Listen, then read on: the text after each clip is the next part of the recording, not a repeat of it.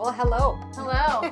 Welcome back to BookShelved. Welcome back. Yes. Oh, and fair warning this week if you hear my toddler, just deal with it. It is raining outside, so he is in the house. Yes, we've been very lucky with the sun this week. I know. Yeah, we got like 4 days, and now we're back to rain and gloom. Back to reality, that it's still spring. Mm-hmm. But yeah, this is the second month. I know. We can actually cheers. Yes, we actually cheers have drinks this time. Yes, cheers. Cheers. I can't believe it. Full month. Thank you so much for the support. We've had a full book club month with the podcast. Yeah, it's been really crazy. It's been really fun. Yeah, it's our 6th episode, and it's exciting that this is out of the hat. Yeah. We've been talking about this for months. Yeah. It's amazing. I know. It's been nice because I get to see you every week. And it's funny because for the listeners, we normally film on Tuesdays, and it's been a crazy week for both of us. So we're filming on a Thursday, and she walks in my door today, and I was like, I feel like I haven't seen you in ages. It's been so long. Because, we have Tuesdays record, and then the last few weeks on Thursdays, we've been doing editing and just making content as far as stuff for posting on our Instagram page. Right. So, going from twice a week to being a week and a half, I'm like, you're a stranger. I know. Technically, it's actually only been a week because you were here Thursday last week. Oh, yeah. No, I wasn't. Oh, yeah. Yeah, I wasn't. Okay. Yeah. So, since last Tuesday. Wow. Well, I missed you. I know, I missed you too. That is probably my favorite thing about, obviously, talking book things related. It's been amazing, but my favorite part is having this with you. I know. It's been great. And it has been great. Yeah. Like, it is Well, since it's been a while, tell me what you're reading because I'm really curious. So, like you said, it's been crazy. Mm-hmm. But I have put some work in to The 7 Husbands of Evelyn Hugo. Ooh. So I only have a little chunk. Little chunk left. Can I read you the last line that I ended on today? Yeah. Okay. You of all people are going to change your mind about that, she said, very soon. This is when we find out why Evelyn chose Monique, I think. So, it's been so long since I have read that. So when you figure it out, tell me again so it refreshes my memory. I will. Or maybe you shouldn't. And we'll talk about it. So then when I reread it again, it's like reading it for the first time. Yeah. It's really good. I'm really loving it. And I've been talking about it with a lot of people because... So this is the second book I've read of Taylor Jenkins Reid. Yeah. And I think I might have talked about this last week, but I just love that she makes me think that this is a real person. Right. Mm-hmm. And I was telling my parents about it. And I was telling my mom that she would really like it because it's giving me Marilyn Monroe vibes in the sense that I feel like she's a real movie star. Mm-hmm. And it's so cool that... So glamorous. Yeah, so glamorous.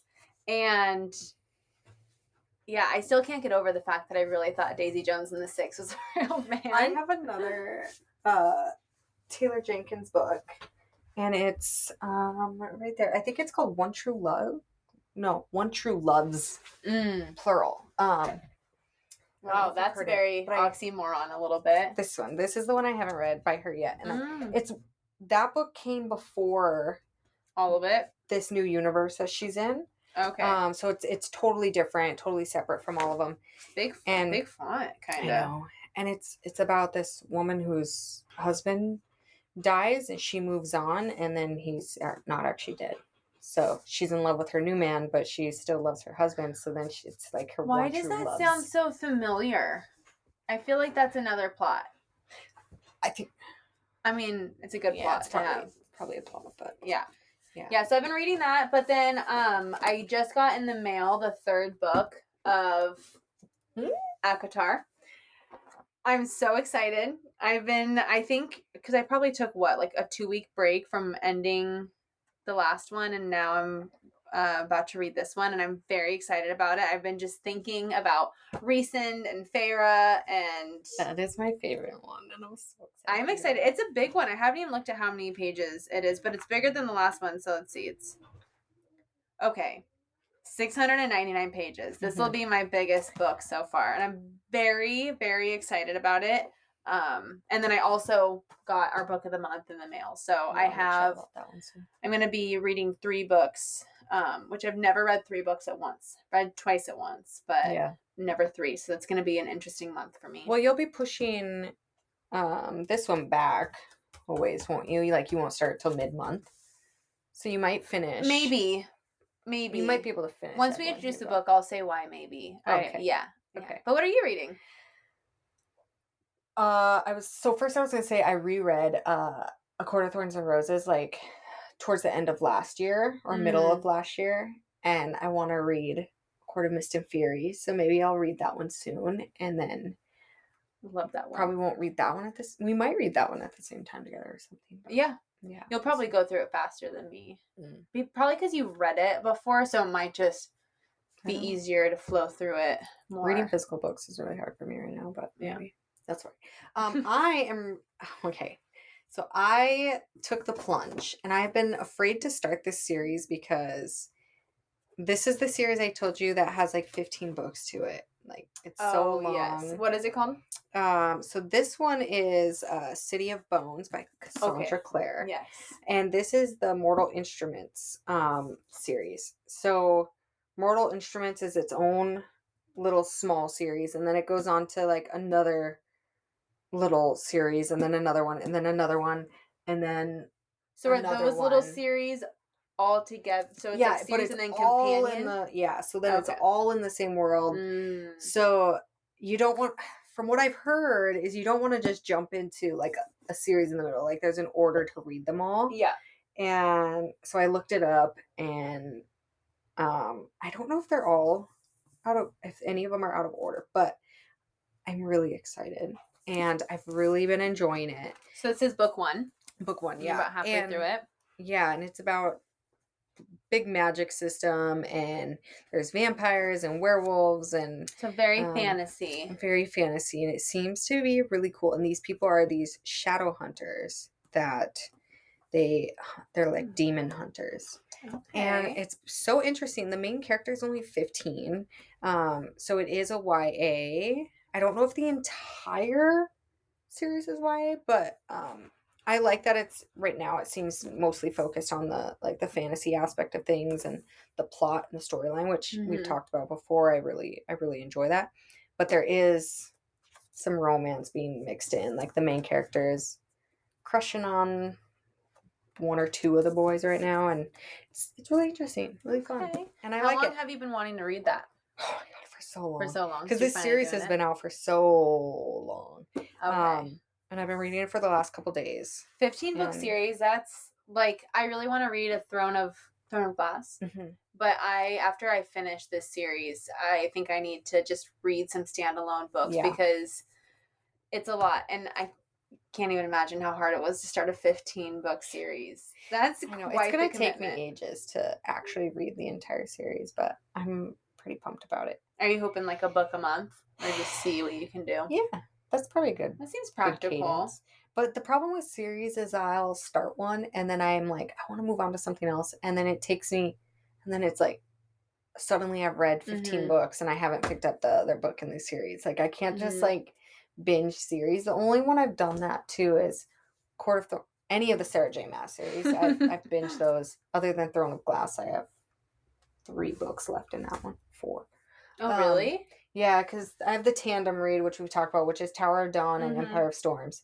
And then Kingdom of Ash is the last one. But that first one, The Assassin's Blade, that's a prequel to the full series. And I just got that one. And they say you're supposed to read that one between like Heir of Fire and Queen of Shadows or something.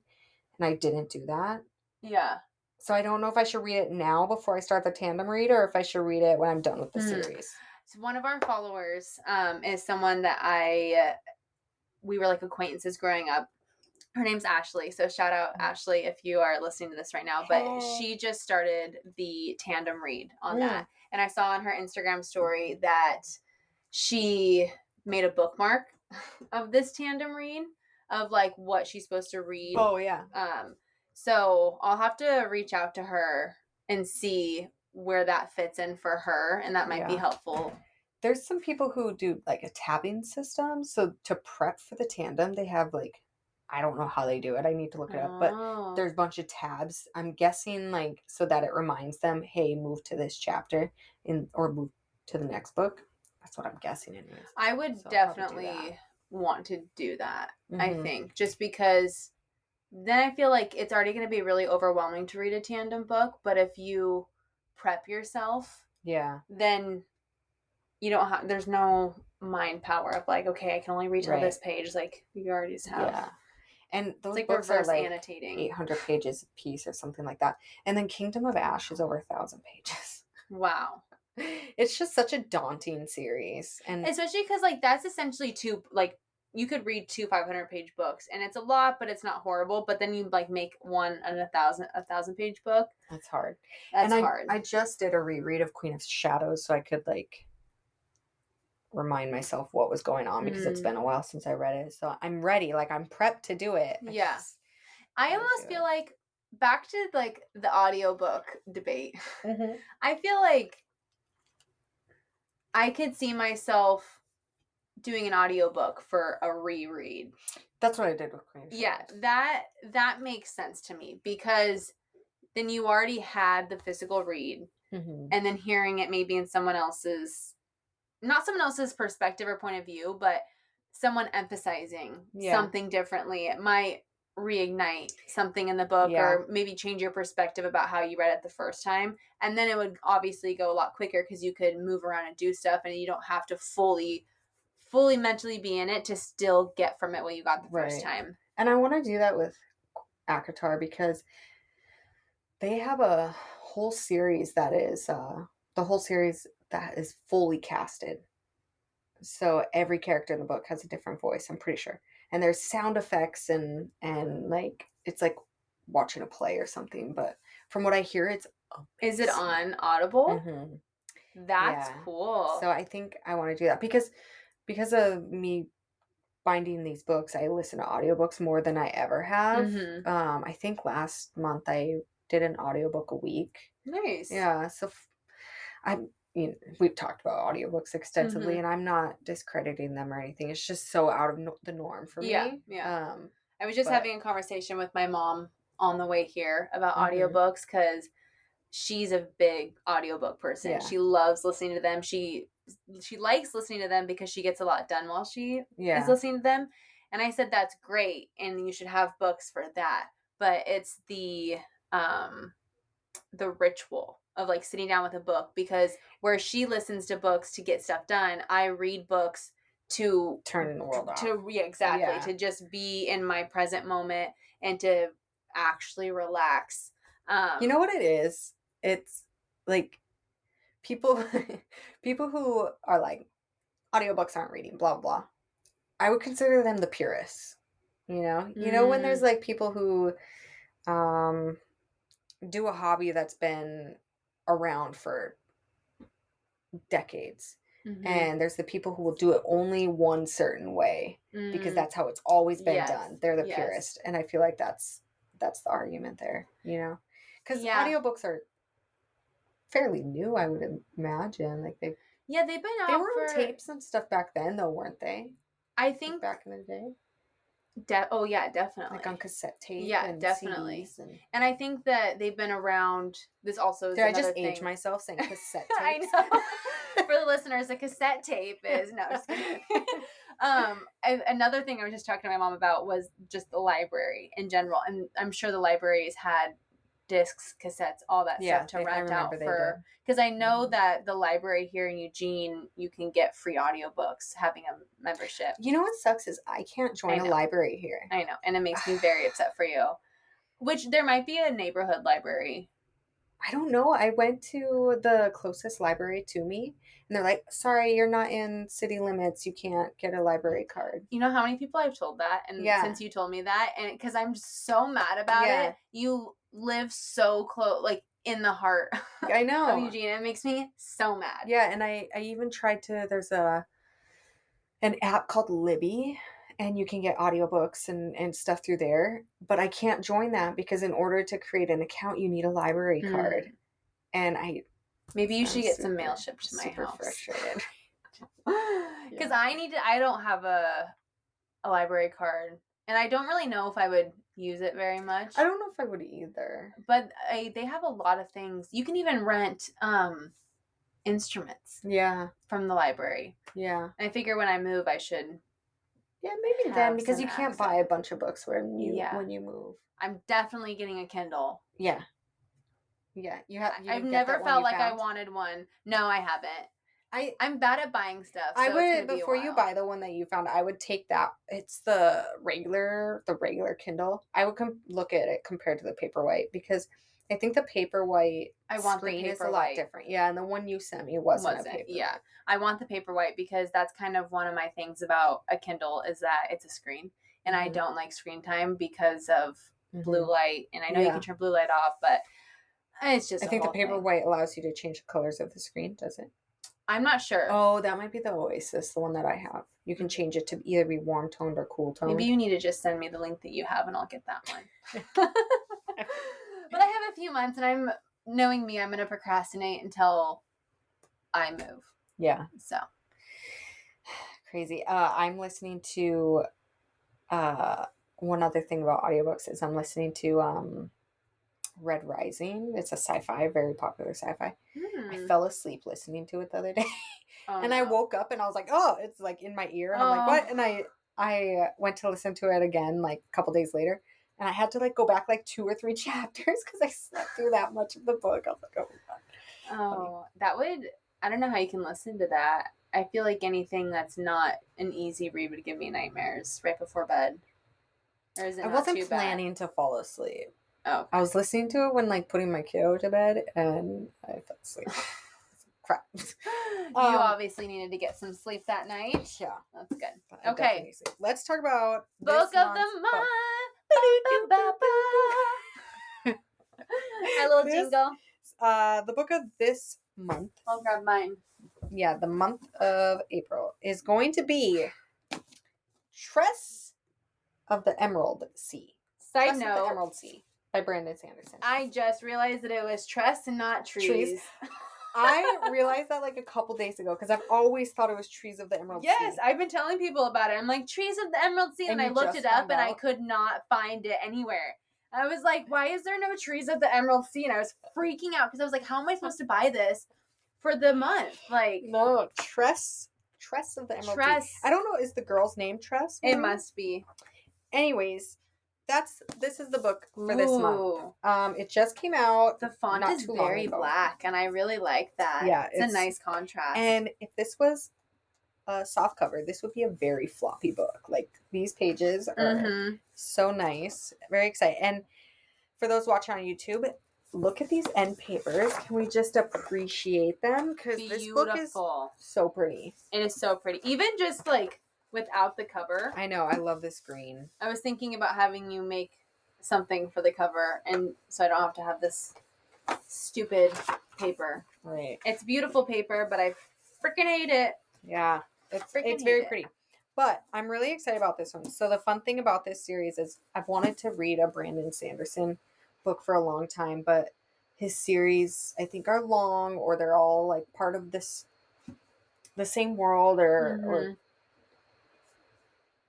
jumping into his books is daunting. This is a series, right? Book 1 of a series. Book 1. But the cool thing about this one is I guess it's not...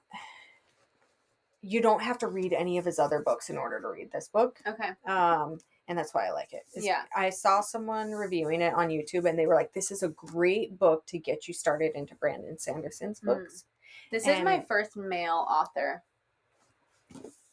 Except I don't read them very often. I think I've read like 1 or 2. The first book I ever read was called How to Be a Badass. Oh. Which I know, like, you hate that kind of stuff. But I can't remember if it was a male or a female. So, like, there's a chance this is my first male, but everything else that I've read since then is not. So I'm very interested. It is crazy. I don't get recommended male authors. I don't see them promoted much. Maybe it's just the algorithm I'm in. And it's the genres. Yeah, it's weird. Oh, wait, maybe Golden Couple. Was that? Oh, yeah. I think that was I don't have the physical. I don't have it with me. I think it was a guy. Because there was a girl. I think her name is... I can't remember. I have read from a male author. So the books, I love this author. It's You Made a Fool of Death with Your Beauty. That's written by a guy, I think. I can't remember. I have to look it up. But there's this guy that writes really great, beautiful books, and I love them. Yeah, I'm really excited. Anyways, this one, what's nice is Brandon Sanderson was kind of writing this as just like a little passion project, like just for fun. And then his wife read it and was like, you need to publish this. And do you want to read the back of it? Yeah. So it says, Dear reader, I started writing this in secret as a novel just for my wife. She urged me to share it with the world, and alongside 3 other secret novels with the support of readers worldwide, it grew into the biggest Kickstarter campaign of all time. I'm excited to present this first book to you at last. A different type of Brandon Sanderson story, one I wrote when there were no time constraints, no expectations, and no limits on my imagination. Come be part of the magic. It's going to be fun, I think. Yes. Do you want to read this little thing in here? Okay, so it says, the only life Tress has known on her island home in an emerald green ocean has been a simple one, with the simple pleasures of collecting cups brought by sailors from faraway lands and listening to stories told by her friend Charlie. But when his father takes him on a voyage to find a bride and disaster strikes, Tress must stow away on a ship and seek the sorceress of the deadly midnight sea. Amid the sporer oceans where pirates abound, can Tress leave her simple life behind and make her own place sailing a sea where a single drop of water can mean instant death? Bum, bum, bum. I think it'll be really fun. Yeah. And the pages are beautiful. The pages are very beautiful. And I love, no, I can't find it because, right here. For YouTube watchers, each of the parts is just a beautiful, beautiful piece of art. Everything about this book is beautiful. The only thing I don't like about it is that it's a hardcover. That's fine. I could have bought the soft cover. I told her to get the hardcover because it's too pretty. It was the same price, and I feel like if it's going to be the same price, then I should definitely go with the hardcover, especially when I start to have somewhat of a library. It'll never amount to this one, but I'll have something. One day. Yeah, maybe one day. We'll see. But we hope that you guys all will join in on reading this one. Yes. And then at the end of the month, like we did last month, we will have our spoiler-filled episode where we talk about the book.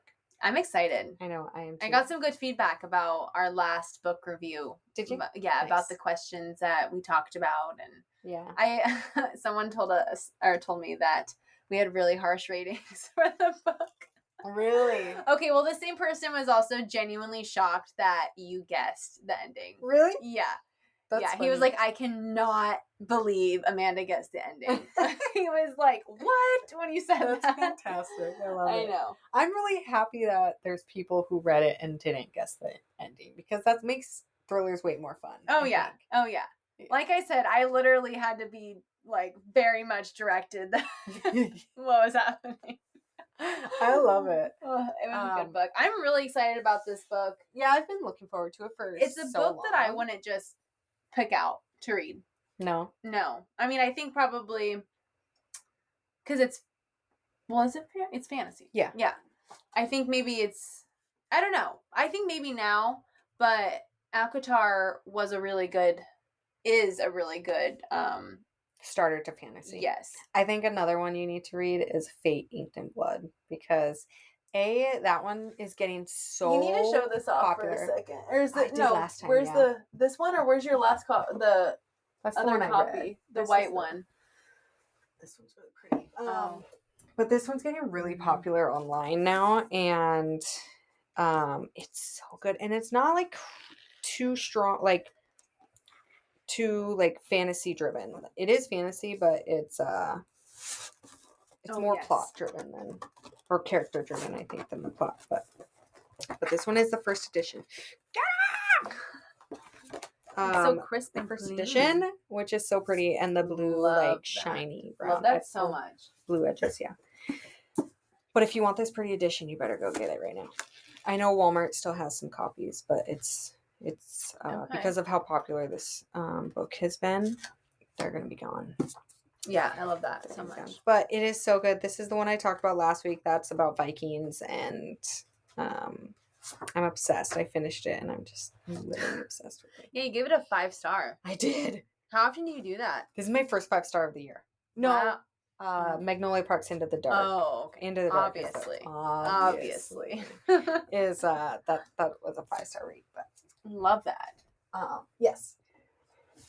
Okay, so let's chat about a couple things. So Yes. we're kind of just going to be chatting about like just fun stuff, catching up kind of on the book world. But first we'll talk about one thing that I wanted to talk about is the Fairyloot drama, because that's just something fun that. Yes. So you know more about this than I do. Yeah. I looked into it a little bit, but it seems, I think because you follow them more and you're seeing a little bit more, but yeah, so I guess give a description of what's happening and the drama that's. Yeah, Fairyloot announced they're doing the Throne of Glass series. And for those that don't know, Fairyloot is a company that does special edition books, and it is where a majority of my special editions come from.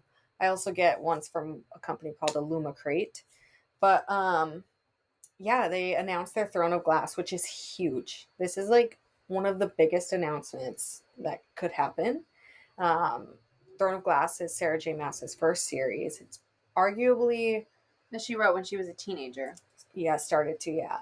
Crazy. And I don't know, like, hierarchy, which one would be more popular, A Court of Thorns and Roses or Throne of Glass, but I want to say Throne of Glass. I would say that too, because everything that I see online, it's people saying that they love ACOTAR, and then they're like, a Throne of Glass. Yeah. Wait, yeah, Throne of Glass. And they're like, I thought I loved this book. Yeah. Or this series. And then this series came out, and they were obsessed. Yeah.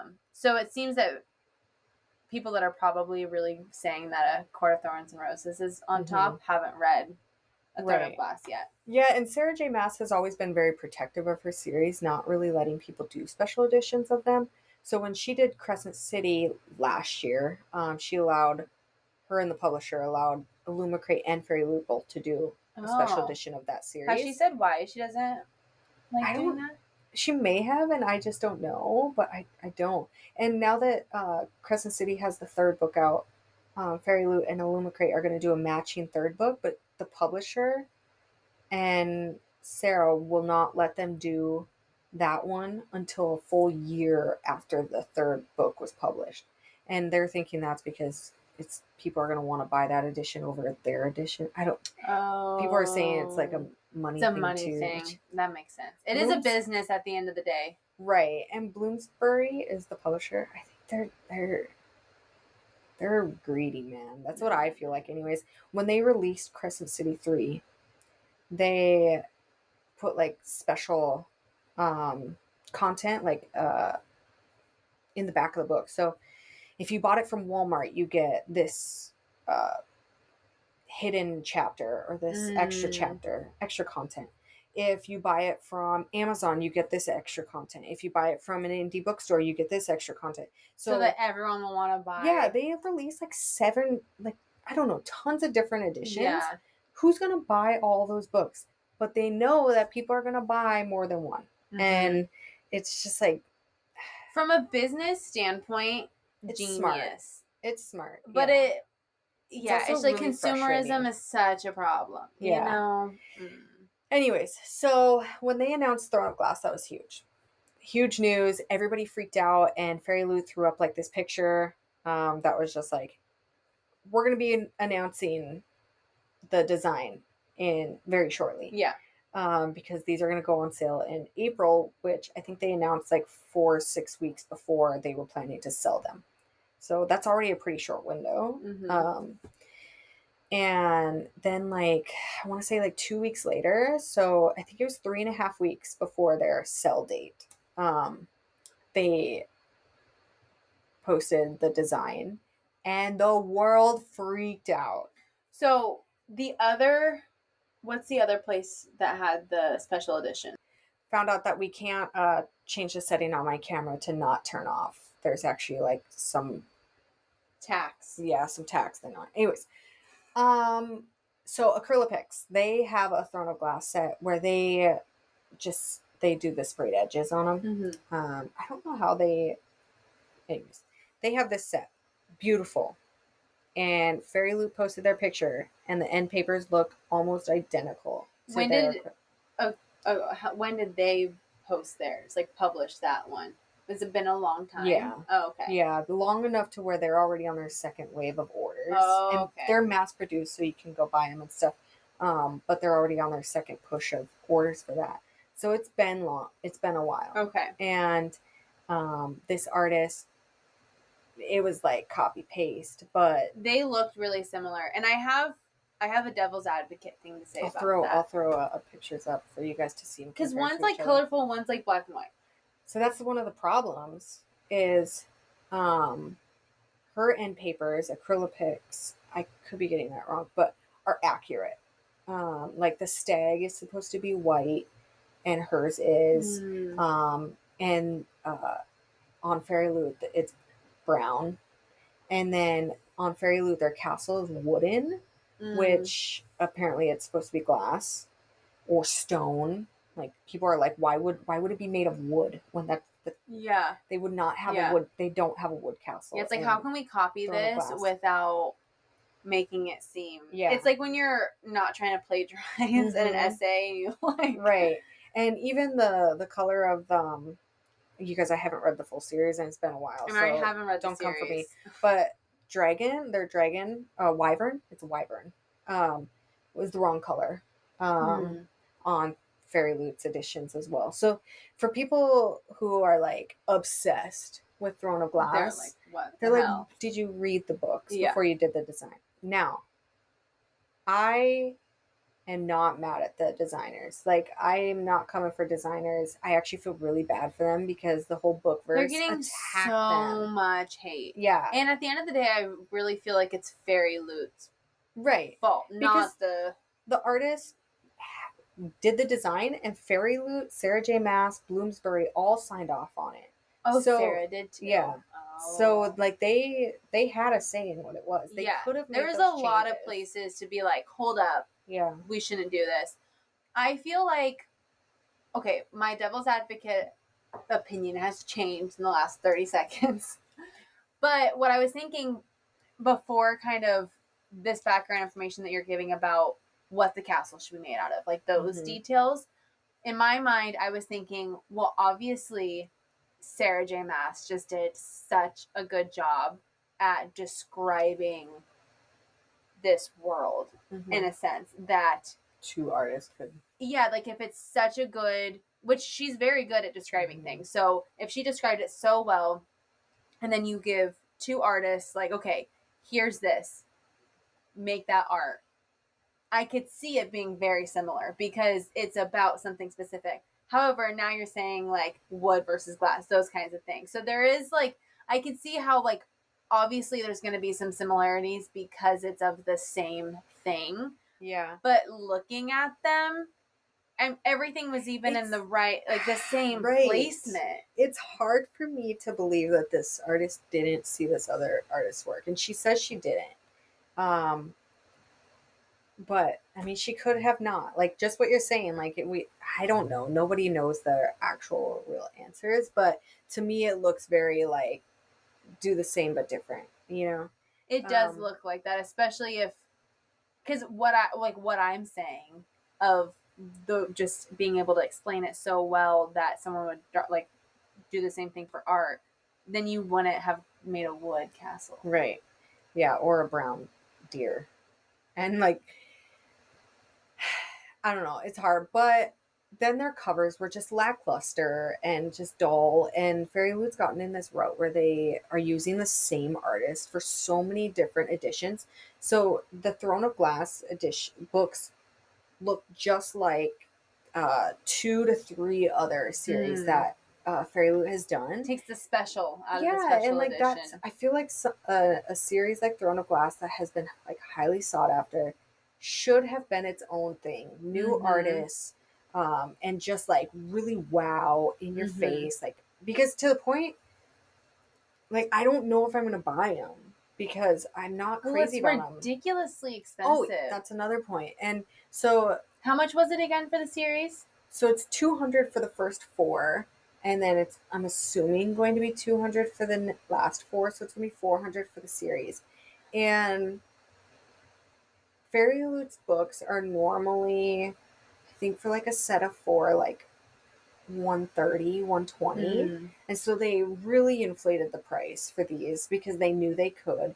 And like, it's not because, oh, all the extra features. There's not any extra features. There's the same things. Like, they didn't even add a bookmark. Like, could you put a bookmark in them? Like, it feels very in it for the money. And also, I love like the edges of stuff. Like, I don't know if YouTube can see this right here, but I love that. And I love how so many books and special editions are like that now, because it adds a whole other element of art. But don't slack on the cover or the spine of the book, because it looks great to have some flipped out like that, but it's also nice to have the spine of a book out. And so if you're gonna make that look shitty and compare it to everything else, then like do better. Right. I do like the character artwork that they're including with it. I can't remember if it's the end papers that it's going to be on or the reverse dust jacket. I don't even know if they're doing reverse You dust have a jacket. book that you just got recently that has the like fan art on the inside, or not fan art, but so like a lot of character art. A lot of books will put the character art on the inside. That's such a beautiful book. Yeah, oh my so god, what is it? Look at this stuff.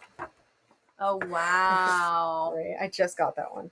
You too. Oh my god, but the edges on this, the character artwork that they're doing, I know it's so pretty. It is so beautiful that they're doing for Throne of Glass is actually signed. Really gorgeous. Yeah, so most of Fairyloot's books are signed.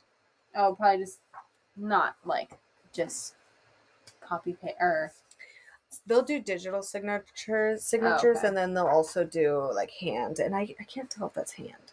It might be. That's definitely like hand stamped. Yeah, no, it looks legit.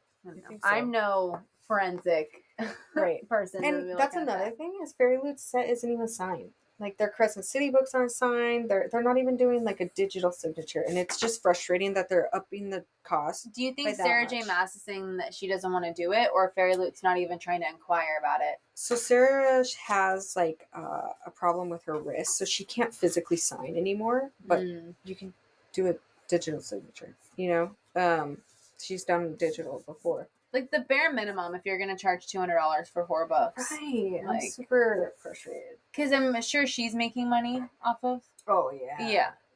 But, so that's the frustrations. People are upset, like super upset. A lot of people are saying they're not going to buy them.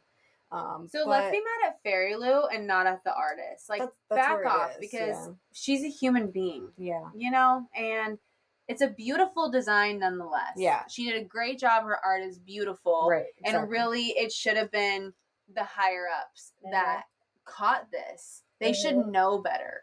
Like, you're going to come out with a special edition of such a sought after series, and you're not going to look at the competition. Right.